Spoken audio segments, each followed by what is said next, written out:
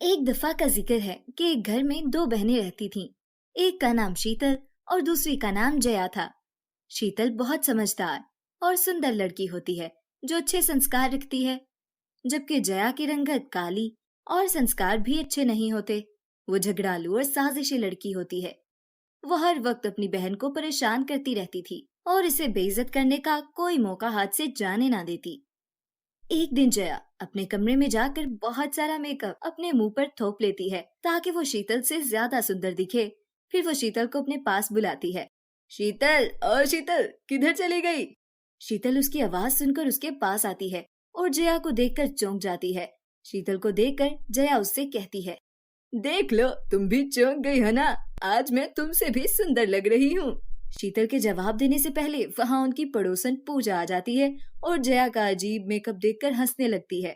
फिर जया की माँ रानी से कहती है, देखो, तुम्हारी असली बेटी जया इतने मेकअप के बावजूद कितनी बदसूरत लग रही है और तुम्हारी सौतेली बेटी शीतल बगैर मेकअप के भी कितनी सुंदर लग रही है।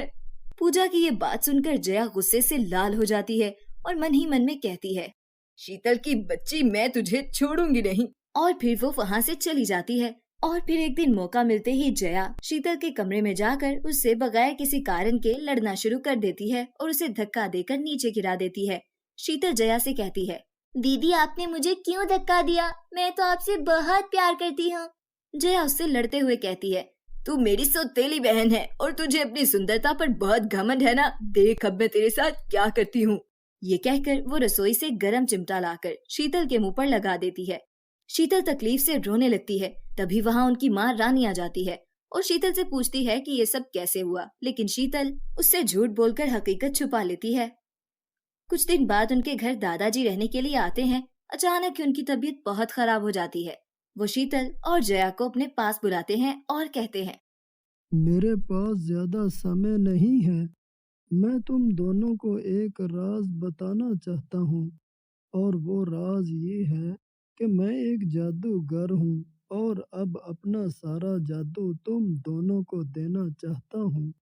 फिर दादाजी शीतल और जया को समझाते हुए कहते हैं, देखो बेटा, ये जादू सिर्फ लोगों की मदद करने के लिए इस्तेमाल करना। और फिर कुछ समय बाद दादाजी मर जाते हैं। कुछ दिन बाद उनकी पड़ोसन पूजा के घर आग लग जाती है और उसकी बेटी घर में फंस जाती है। पूजा बाहर आकर मदद के लिए चिल्लाने लगती है।